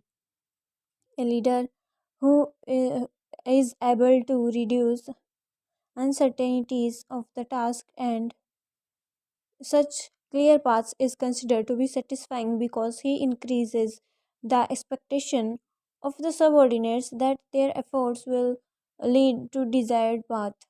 Now on page number 395, here's a table named table 16.3 named leadership and situation, under which there are two divisions. First, leadership style. Second is situations in which uh, appropriate. Leadership under leadership style. First point, directive. Under situations in which appropriate. Positive effect on satisfaction and expectation of subordinates working on unstructured tasks. Second, supportive. Positive effect on satisfaction of subordinates working on dissatisfying, stressful, or frustrating task. Participative.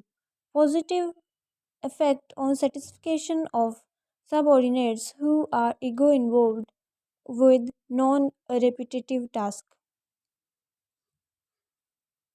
Achievement oriented. Positive effect on the confidence that the efforts will lead to effective performance of subordinates working on ambiguous and non repetitive tasks. Path goal theory makes great sense for academic research and practicing managers. However, the theory lacks empirical supports. First, enough researches have not been carried to validate the propositions of the theory. Second, many research findings have given contrasting results. Nevertheless, the theory has opened a new approach requiring serious thinking in the direction. Now is a heading named Successful Leadership vs Effective Leadership. An individual attempts to affect the behavior of another through the exercise of leadership. The response of the other person or subordinate may be either compatible with the expectations of the leader or otherwise. Further, the compatibility response may be the result of either the impact of leader's appropriate style or because of position power.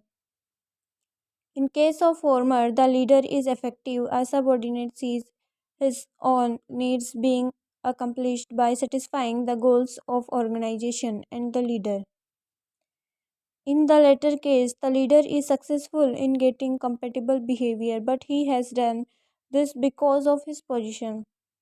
In this case, the leader is successful but not effective. Thus, a distinction can be made between successful and effective leadership. Success has to do with how the individual or group behaves. Effectiveness describes the internal shape or predispositional of individual or a group and thus is attitudinal in nature. An individual interested only in success tends to emphasize his position, power, and uses close supervision. On the other hand, if he intends to be effective, he will depend on his personal power characterized by more general supervision. The position power can be delegated downward in the organization.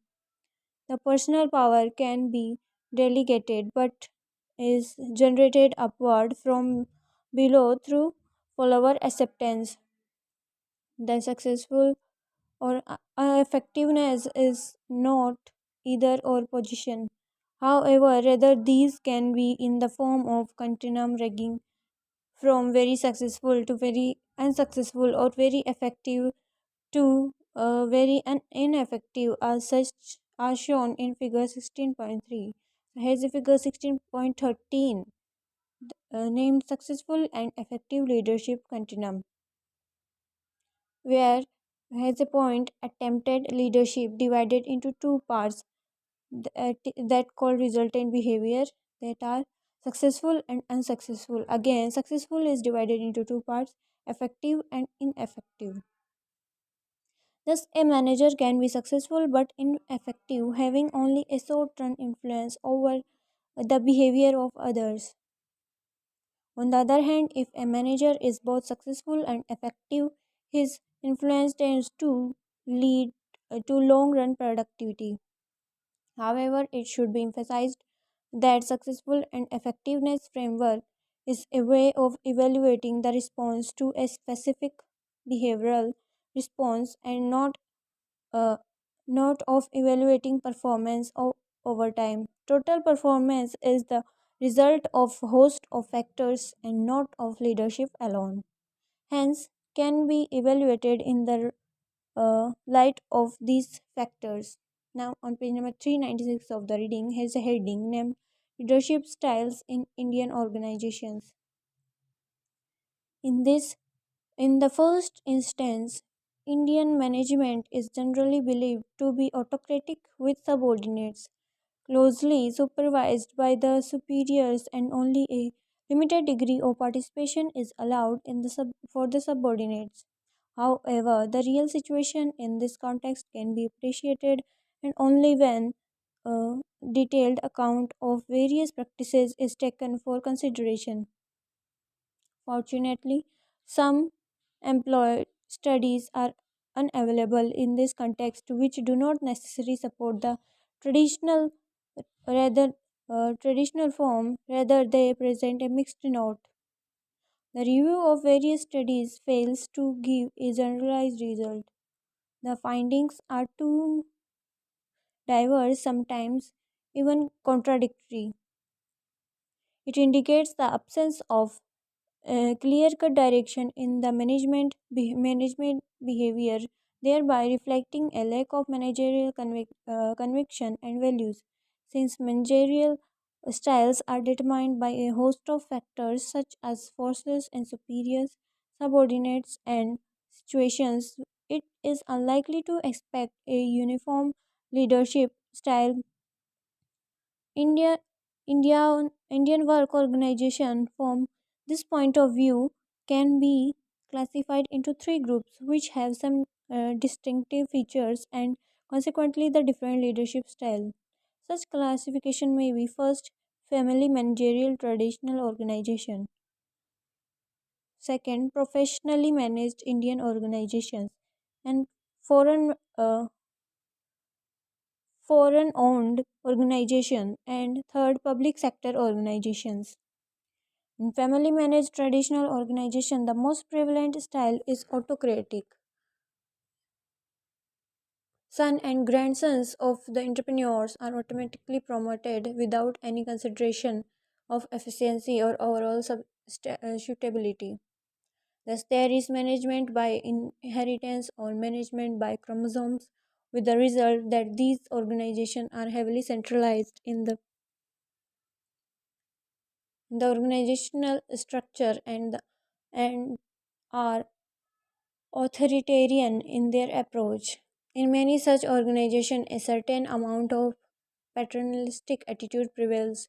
The proprietary character of business and large scale participation of family members in it have made the attitude of the head of the business, who is also the head of the family, high paternalistic.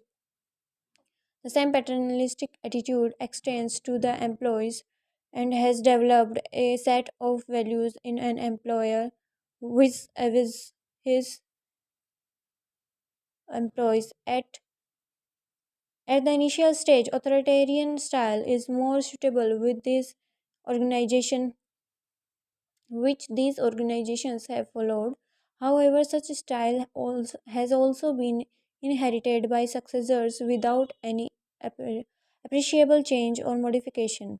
On the other hand, there are many organizations in the private sector owned by Indians or by multinationals who have appreciable degree of participation of or democratic leadership. The reason is the multinationals do not bring do not bring only their technology but also the work culture which is more permissive and conductive towards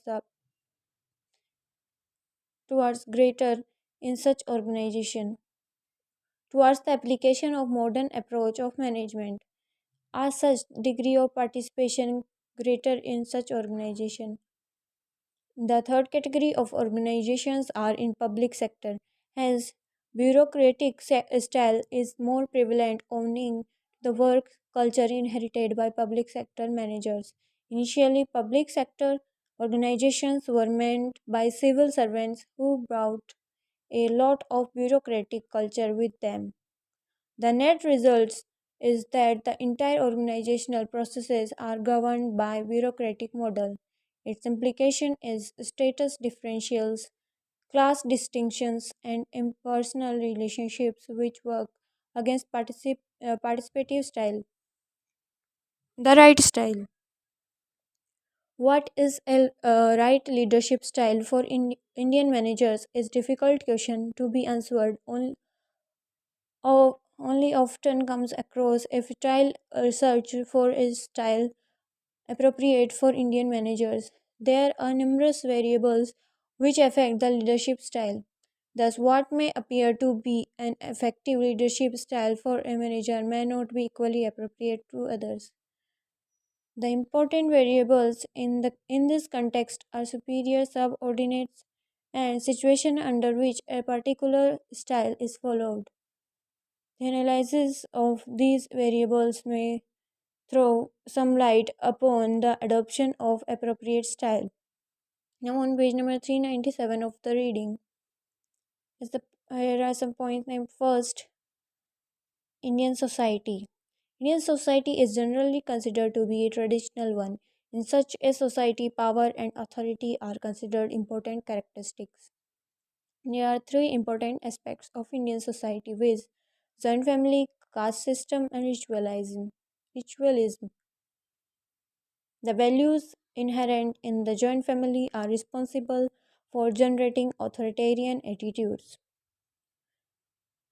Respect for power and authority is instilled by the family system beginning in childhood, with the head of the family exercising absolute authority over the other members of the family. It is believed that the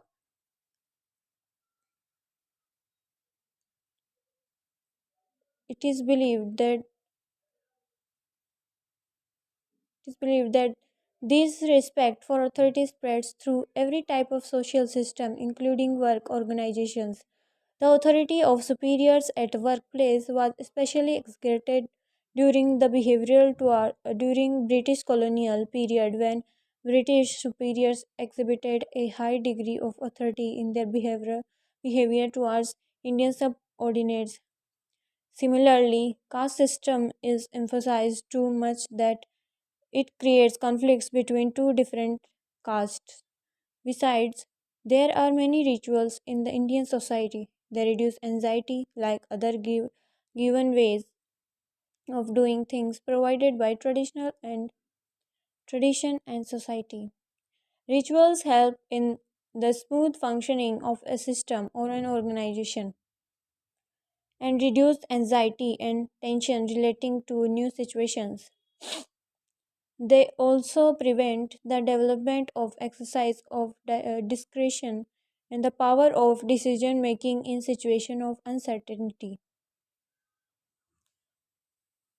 The above discussion does not mean that traditionalism is the only guiding force in our society. The industrialization has entailed many changes in social and cultural life of people. The rituals that society had developed to deal with the problems of growth and cope with the anxiety and tension are no longer appropriate in a situation with technology change. In industrial society, the rate of change is very high. Its implication for managers is living in an environment which is full of changes and uncertainty. Such circumstances demand greater consultation and participation on the part of managers.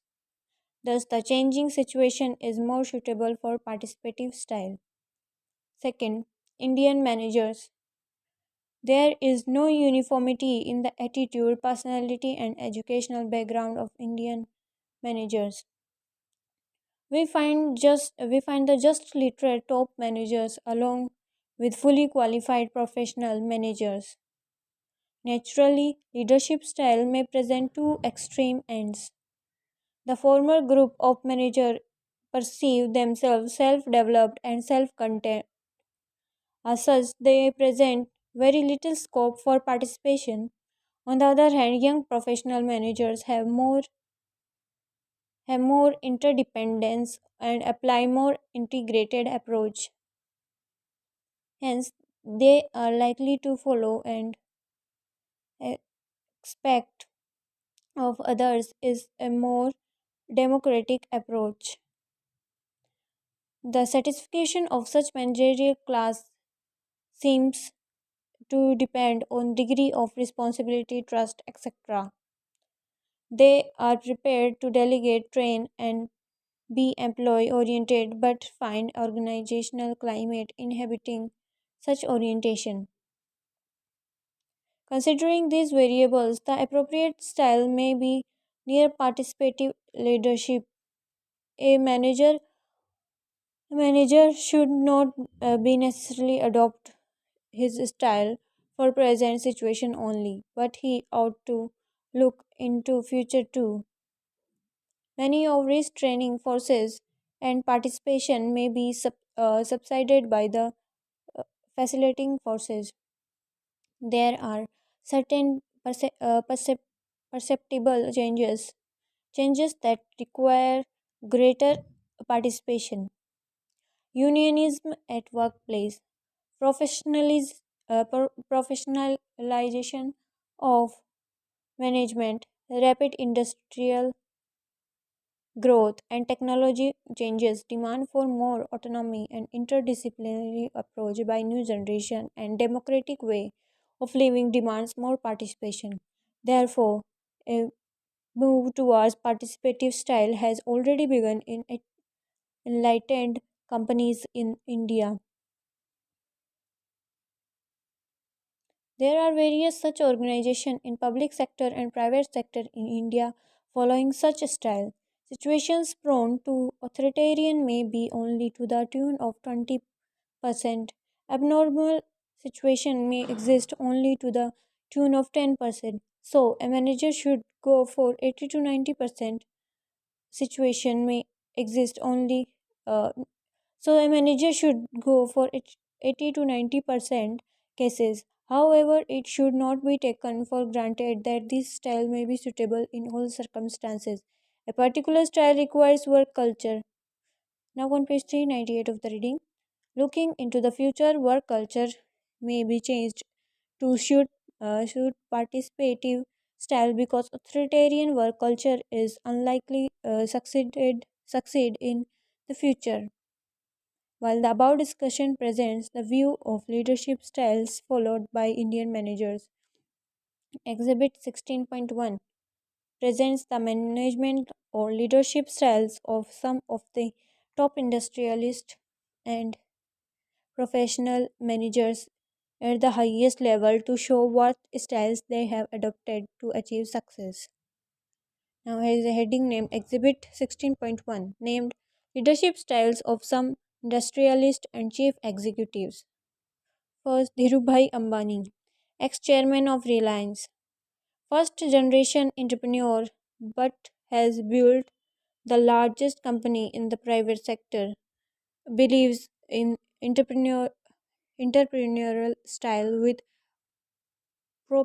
propensity to high risk ability, creative, innovative, keeps watch on environment continuously, a great collector of managerial talents. Ratan Tata, chief of Tata Group, inherited large industrial empire, believe in consolidation through a not very creative, delegates authority to the lowest possible levels, has democratic temperament. Keki Dadiseth, former chairman of Hindustan Lever, highly professional, believes in consideration, averse to take big risk, a number cruncher, why temperament, how to attract and maintain uh, the is always on top of his mind. Rahul Bajaj, chairman of Bajaj Auto, inherited industrial group, further developed and consi- consolidated, quite friendly and philosophical approach, always making sure for level playing field. Can't take things lying down, slightly resistant to change. And R. Narayan Murthy, chairman of Infosys Technologies, great technocrat turned a industrialist, believes in simple living and high thinking, supporter of middle class culture, is not is not satisfied constantly aspires for more, believes is believes in doing great things but takes care of others, highly creative and innovative. Now has a heading named leadership development. In management practices, a recent emphasis has been put on leadership development through training and development and by providing conductive work environment. The emphasis is on developing transformational leaders who can take care of changes which are occurring at much faster which are occurring a much faster pace than before. Leadership development involves developing those qualities and attitudes in managers which help them to look into the future and to bring necessary change on proactive basis rather than on reactive basis. Leadership development is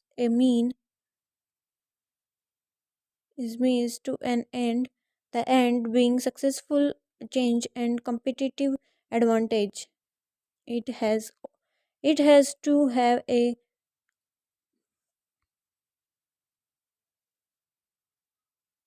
it has to have a context of payoff. Alistair Robertson, a consulting partner on global leadership development practices with Edison Consulting, has viewed the leadership development should be considered on three levels. First, the leadership of business by top team, or that is including the explicit operation of the process by leadership of this group. The leadership of second, the leadership of the top team by the CEO, that is fully including the dynamics of the top team effectiveness. And third, the personal development of individual executives as leaders. Ingredients of leadership development. The ingredients of leadership depend on characteristics that are critical for success. On today's managerial context, according to Robusta, such characteristics are self awareness,